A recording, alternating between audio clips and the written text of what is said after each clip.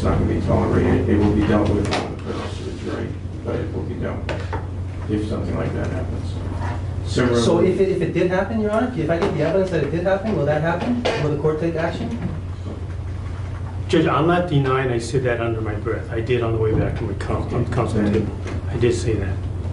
But I was not looking at Mr. Poe, looking at him, at his face. But I did say that. Okay. You're both under a lot of pressure. That's no excuse, by the way. You better focus entirely on this case and forget about all of that other energy, because you're just wasting energy if you're doing that. You know what I expect in this courtroom. Both of you have been in this courtroom more times than I can count. I don't want to hear about that anymore. If you want some action taken, I'll consider it. Thank you, Your Honor. But he's already indicated he's honoring the board. All right.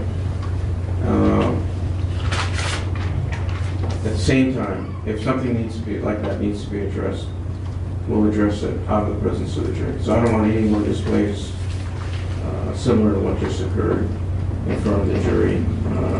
That applies to you as well, Mr. O'Connell. If I just absolutely, if I just may put something in context, if I were in any other workplace environment and somebody called me a dummy, I don't need to be harassed like that.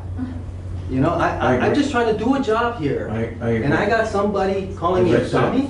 If you want some corrective measures taken, bring that to the court's attention. I will consider whatever needs to be done, but I just want to make it clear moving forward that I'm not going to tolerate that. But I want to address how we hearing of the jury. They don't even have to deal with that.